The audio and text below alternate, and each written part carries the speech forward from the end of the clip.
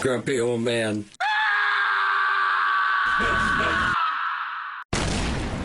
Hello. Hello. Hello? Hello, Peter. Hello there! Handsome! That's me. My middle name. My middle name. Hello, we are Grumpy Old Men from the Netherlands. And today we're going to talk about a great band, Black Sabbath. Well, this pathetic pile is from me. And luckily Peter had some stuff at home himself, so he took it with him. And yeah, for me, okay, Black Sabbath, I recognize the greatness, but I just don't have a lot. I was really in love with one or two albums. I'm going to talk about them later.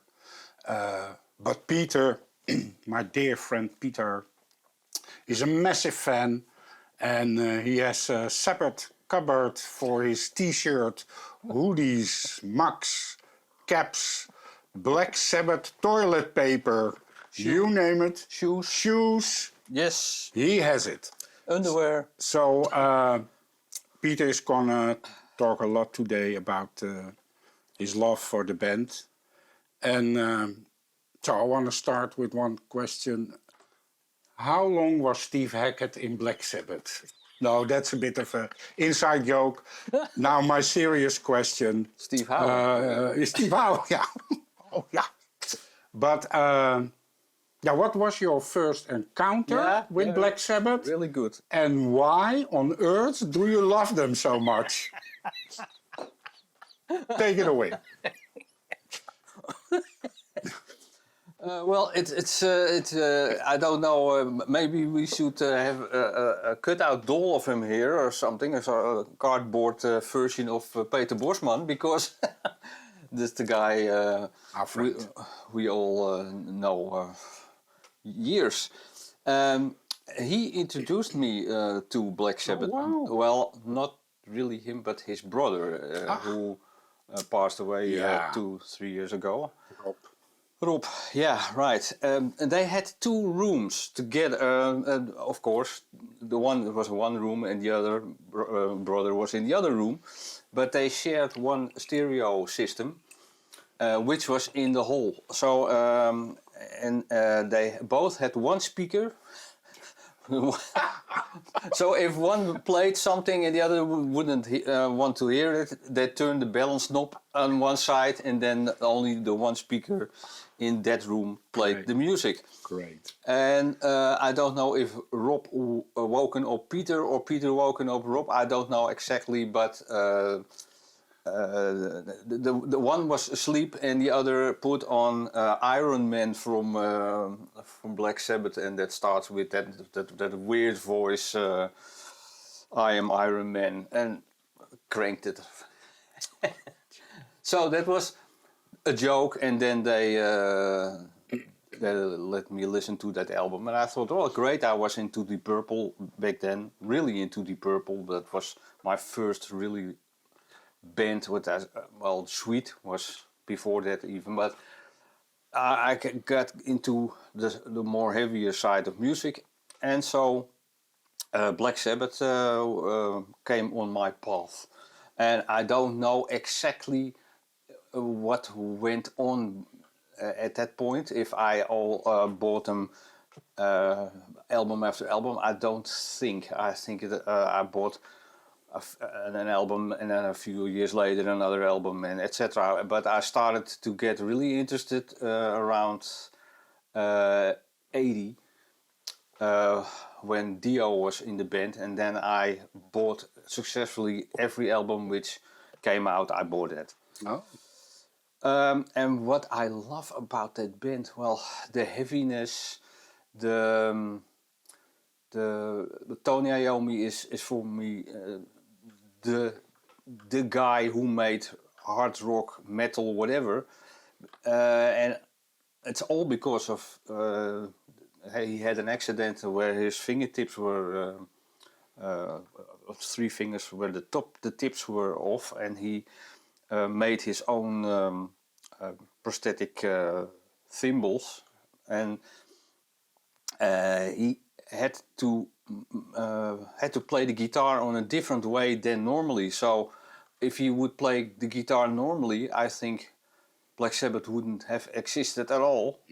But the way how he made the chords and placed his guitar is the way the whole heavy rock movement started. But the funny thing is that they were always somehow the black sheep of the family, and I mean there was a holy foursome: Deep Purple, Led Zeppelin, Uriah Heep, and Black Sabbath. That were the four bands who really pushed on the heavy rock side of music at one point. And Black Sabbath was always, oh, there's nothing, oh, it's too bad. And but the other bands were great, but Sabbath was always. But now, in 2026, they are the band which makes the genre. Everybody agrees that, looking back, there are great albums. But at that point, in the 70s especially, they were slayed by people, by the press. Yeah, that was horrible. Yeah. And yeah, now, there was also a big coming out with that grunge movement. Then also that bands thought we are really right. Influenced by Black Sabbath. That was such a big band. And then also the mainstream music press here suddenly wake up and discovered Black Sabbath. Yeah. But another small thing about Iommi and his guitar playing, because the strings and the way he had to play it with his damaged hand, he tried lighter strings and down-tuned the guitar to get easily bent to easily bend the strings, and while down-tuning that. Now everybody's playing in a drop. I don't know how low you can go on the guitar, but it's really getting out of hand. But they were the first to detune their guitars, and that made it sound a lot heavier. And then, of course, the incredible bass playing by Geezer Butler, the guy who really played guitar first, but switched to bass when Black Sabbath or Earth, the band before Black Sabbath, started. But he has such a great style, supporting the riff at some points where it's necessary, and going off when Iommi does a solo. You also hear a bass solo. Listen to the bass tracks; it's incredible. This guy is incredible. Really good, really good. And of course, the drummer is great. Bill Ward was a very inspiring drummer. He really did something to the tracks, but he didn't call himself a drummer. He called himself a percussionist. And he said that was the difference between Vinny Appice and himself. Vinny was a really good rock drummer, or is a really good rock drummer. I'm a more percussionist. And maybe that's he has some more jazz stuff in it. And, great. Okay, well, let's start. But the problem is we don't have it here. No, we don't have it all. The first album from Black Sabbath. Well, it's this. This is the album cover. What can I say about this album? This album is recorded in one day. Unbelievable. They just played their live set. And later on, the producer, Roger Bain, did put in the effect with the thunder and everything, because that song is incredibly influential, of course, Black Sabbath, the song itself, which is the first song which uses that devil's tritone, which I hear or saw Geezer Butler explaining he played holes, planet, the holes, the planets. Oh yeah, yeah. He tried something out on his Oh. bass, and it was almost the same. And the next day, Iommi comes in, and he has a complete number with that incorporated. So that's Yeah. rather nice. Okay, a great album, of course. Really raw, but yeah, it sets the tone immediately. That's Black Sabbath, and the great thing of this band, I think they won't leave that. Well, there was maybe a short period where they tried to be a bit commercial, but this is just not commercial sounding in my ears, Yeah. at least. So, yeah, that's the first album. Great. Second album is Paranoid, which is also recorded, but I think in 2 days or something. It is. Yeah. And also great stuff on this one, War Pigs, of course. Well, the album supposed to be called War Pigs, but the record company said no, it must be called different. And that's why there is a guy here on it with this. It's War Pigs. It was more. It didn't go along with the theme anymore. But okay, and of course, Paranoid was an afterthought. Well, they said, oh, there is 3 minutes left on this on the album. You have to make another song. And the guys went to the pub, and Iommi thought of this riff and played it, and they recorded that song. Yeah, It's also always good, a deadline Yeah. to be creative. Huh? But they never thought, well, it's going to be a single. Nee. No, they released a single and it became a hit. That was something they didn't expect. Well, I remember from this album, I think it was in 77 or 78, I borrowed my mother's moped and drove from our house to the center of Amsterdam, where there was then the big library on the Prinsengracht. And there I borrowed it. Oh, right, yeah. Yeah, Black Sabbath. And but it was, I don't know. It was on that time. It was too heavy for me. It was a bit scary. I didn't get, the right feeling. So I didn't pick it up. Of course, later. Funny that you said it because my also first encounter was Heaven and Hell. So later you recorded this for me, and it's a great album. We forgot to talk about Ozzy. The singer, we didn't mention him yet. Was he not? Oh, yeah. Yeah, right. I mean, he was also. Yeah.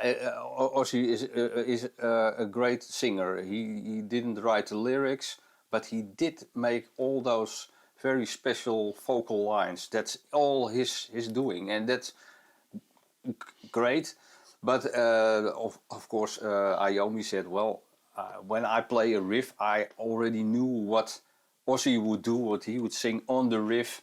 And when they switched to Ronnie James Dio in the 80s, it was just vice versa. He just interpreted the music on a totally different way. Yeah. Which was great for the band also, because they could branch out more. But that's later on. Yeah, that's later. Yeah. I want to mention this. This is just a historical performance from 1970. And if you don't have this DVD, I urge you to try to find it. It's early stuff. It's incredible, really. Bill Ward, it's if you see him play with such power, it's incredible stuff. Really good. And of course, there was this great Paranoid making of classic albums, and where they talk about how they made that album. And it's also really interesting. By the way, if you think, well, why don't you have the CDs then? Well, I had the albums on vinyl, I had the albums on CD. and I all ditched them and put them on a hard disk. So I have them, but I haven't got them physically. Okay, let's move on. After I don't have, or you don't, no. No. No. After Paranoid, of course, is for me the most interesting album they made. That's debatable, of course, but everybody has his own opinion. Masters of Reality. That's where Tony started to drop those strings, and he plays some incredible good stuff on that album. Masters of Reality. It's really I think one of the best Black Sabbath albums they made. Ja. Nou, mooi. After that, they got a little bit successful. They had the chance to record outside of England, and they went to Los Angeles and recorded Volume 4. This album, maybe the stories are already there. It's all covered with cocaine, I must say. It's they had stashes of cocaine brought to a house where they stayed, and somehow it's you don't hear that, of course, but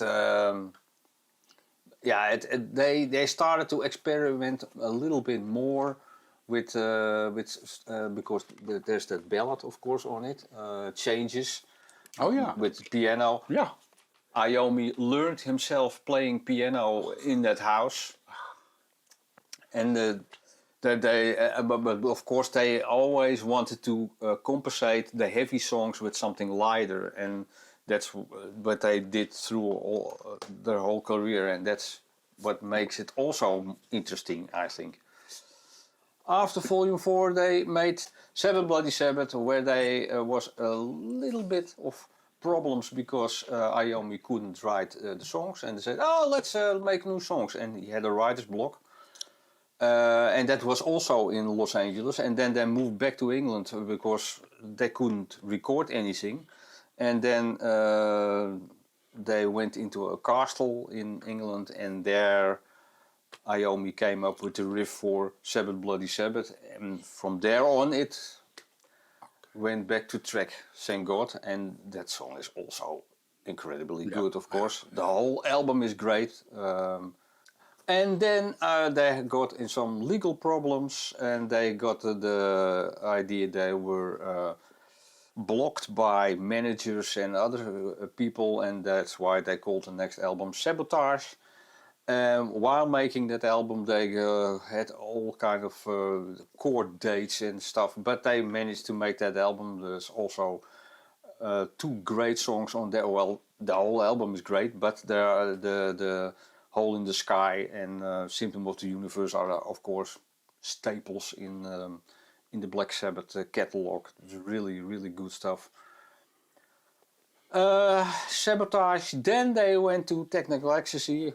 That is the one with the cover from Hypnosis, which is really out of place. I think it's with 2 robots on an escalator, and it's a really, really weird thing. And the album,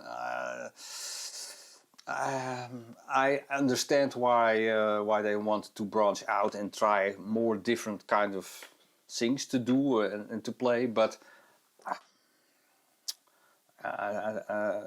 No, there are a couple of songs on there which I really hate, and there are some I like. And by the way, there's also I bought these 2 DVDs. That's also interesting, maybe. The Black Sabbath Story, 1778, a Japanese version later on. This also came out in Europe, and you can buy them rather cheaply. And this is a sort of the same thing, but then it's called Undead, and there you see some footage from the band, like for instance Seven Bloody Sabbath and Symptom of the Universe, and great. Yeah. After that, they Halt! Stop! Stop, Pete! Can I make, with your permission, a little sidestep? Oh, of course. Because 77. Chords, yeah, right. Yeah. Because this was produced, I think, by Tony Iommi. yeah. Tony Iommi, and it's a nice album. And look at this. Autographs, right? But Yeah. also by. Nee, no, not by Tony Iommi. But and it was for me, but in that time I was called Karen. No, okay, it is Karen. to Karen. Best wishes. Yeah, of course. Mip Hawkins. And wasn't this Yeah. also with a singer who later went to Sabbath or something? No, Jeff Nichols. Yeah. He plays guitar and keyboard. Okay, yeah. And he played for almost until the end with Black Sabbath. Okay. Jeff Nichols. So if you got his autograph, then Yeah, and isn't there something with a song they maybe used for Black Sabbath on it or not? Thought you told us yeah. something. Well, there is a demo, but that's no, not on the Oh, album. okay. I believe it's not on the album. But at one point, but that's a little bit later on. But well, I can go to that as well. Yeah. When they made the Heaven and Hell album, Yeah.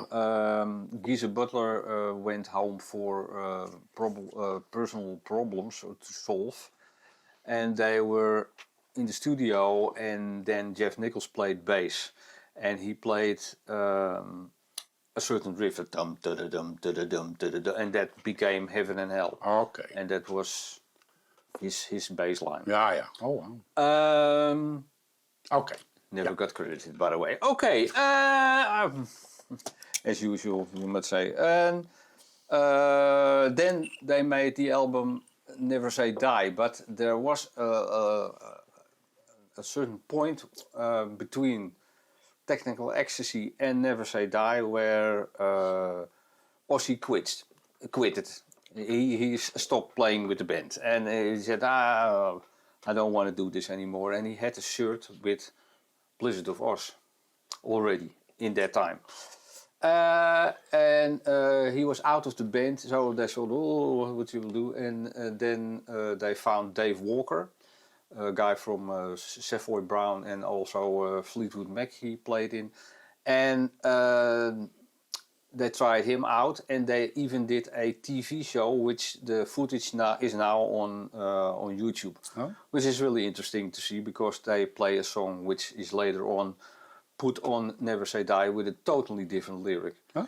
So that's quite interesting. But Never Say Die, the album is recorded in the circumstances which weren't that great. They moved to Canada in a great studio, they said, because the Stones also recorded there. But it didn't sound good. They had to remove all the damping material to get it a little bit lively, and it was terribly cold there. And well, somehow I hear that in the album there are also two songs which Ozzy didn't sing. Bill Ward sings those songs.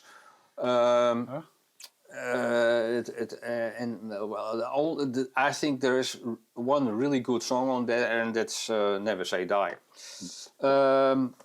But they did a tour after that album, and they had in the support, they had Van Halen, and of course they were blown off stage somehow by Van Halen because that was a young upcoming band. They were not really great at that point. But there is, of course, a live CD. This one recorded in Hammersmith Odeon is also very nice to see and hear. There's a rather strange setup on stage also because Ozzy always stood on the left side and Iommi was in the middle. I don't know why they did that, but that was all through the first period of Black Sabbath. They did that's so Ozzy was always in front of those guitar amps. Okay, great. at least he could hear the music, I think. Okay, Black Sabbath, and then we are at 79, and then again they were trying to make a new album in Los Angeles. It didn't work out. Ozzy wasn't interested to sing on it, and this dragged on, and at one point they had to sack him. So Ozzy was out of the band, and they had to look for somebody else. And fortunately, they or Iommi meted Ronnie James Dio, who was out of Rainbow at that point, and asked him if he could come by and listen to the material they had. And at that first meeting, they all immediately wrote one song. So that was a great combination, I think. When I first heard it, that there was this combination, I thought, oh, how can that? I can't imagine how somebody who sings very melodic opera-like can combine with Black Sabbath. And then I heard the album, and I was really blown away. It's just a cross between the old Sabbath and Rainbow, I felt at that time. But it's a great combination. Of course, that this album came out then, Heaven and Hell. Of course, Dio was not friendly. How do you say, bejegend? Yeah. Not friendly approached by the fans at first. They wanted to have Ozzy, but he won them over because he's just that great singer. Yeah. And that's at that point he started going this because Ozzy always did this. Yeah. So he said, well, and that became The sign for everything. Yeah. Well, this was the album that also for me ticked all the boxes, because I loved the singing. Ozzy is more a singer. He sings along with the chords, and Dio takes you really away from the chords. And I read it was a big chaos during the recordings. And Dio told, he suddenly called, he got a call from Butler, and he said, I'm off. So Dio said, oh, okay, you take a few days off. Well, have a great time. And then he said, no, I'm off. I'm on the airport. I'm going away. So it was a big chaos, I think, in the beginning when they recorded it. And even Dio played also bass singing, because he also played, of course, bass and singing in Elf. Yeah. So so that's how they first did it. But I loved that album. It's some great songs on it. So Neon Nights, of course. Neon Nights is also nice, with the production view, with that extra kick on the one. So they have also, every time they put the extra kick on the one, that's so nice. And I even like that song Walk Away, because it's a nice composed song. And Lonely the Word, that really dinosaur groove I love. And you have some song with that tempo change in it. Heaven and Hell, I think it's, in the end, oh man, I love that. So, but I was surprised you just told you from there on you really discovered Black Sabbath also. Well, no, but then you get really into them and buy every album successfully. Also the back catalog. I already had a lot of albums. Okay. But from there on, I just stick with it. Yeah. Great. Yeah. They also did a tour with Blue Oyster Cult, and because they had the same manager, and it was also a tour which didn't go that well. But they produced a videotape which is later on put on DVD, and I got that one. And the funny part is that I bought this second hand, and when I saw it, it was in the shop. I didn't believe it was an original, but it is an original. And this DVD came out, and immediately after it was released, let's say released, it was drawn back because Iommi didn't want to have that stuff because he wasn't. But I have, I have an official. Lucky you! Yes. So now I'm going to retire, I think. Yeah. And sell it for a few thousand bucks. Okay, great. Then they, after that great album, they made another one, and that's this one. And oh, by the way, the Heaven and Hell was, of course, produced by Martin Birch. Oh yeah. The producer who also did Rainbow and Deep Purple and Iron Maiden and whatever. Yeah. And I think that was a good move because the albums before that were produced by Tony Iommi himself. And that I think there was too much pressure on him also because he had to first make the songs and produce the album, Yeah. etc. And maybe that was that one as well. Yeah. He produced that one yeah, also. But it's sounding great. Yeah. But I can understand it. Yeah, it's a lot. So to do. this album came out, and for some people, this is the best album from Black Sabbath. I can't really agree, but it's a great album. That's let's take that away. That it's a great album, but I don't think it's the best album. But it's Dio sings also very good. I think the Sign of the Southern Cross is the standout track on this album. Yeah. It's an incredibly good Yeah. thing. Yeah, no, great. And I like Turn Up the Night. You automatically start headbanging, and that I really and I like. Of course, I have the vinyl, so I always loved side 2 more than side 1. Oh, right. Yeah. And the strange thing is the songs are not in order on the cover. So I don't know why they did that, but confusing. Yeah. And what a cover, eh? Yeah. My God. Oh. Okay. Yeah. And then we come to the last album in this episode. We don't have it here, but I will show it on screen. Is of course Born Again. Yeah. After the album with Dio, they made the live album. Sorry, I just skip another album again. The live album, Live Evil, and Great title.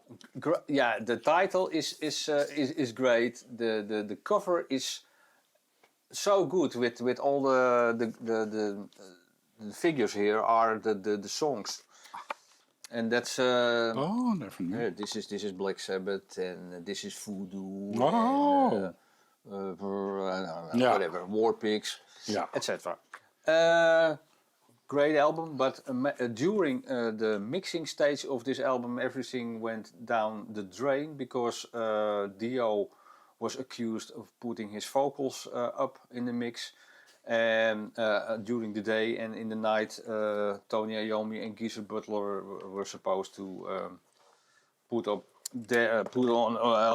them louder in the mix. But the guy who mixed the album was heavy in the alcohol, so it's a rather strange story. But in the end, they split up.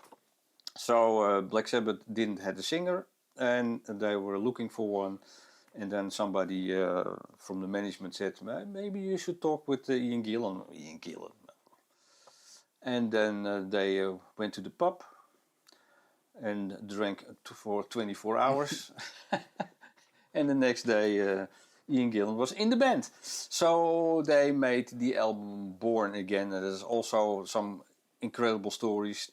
Check out Ian Gillan's stories about the recording of that album. It's crazy. But it's a good album, eh? I think, well, it was a step back from the melodic stuff. It's far more heavier than Mob Rules. Yeah. But the production is so bad. Oh.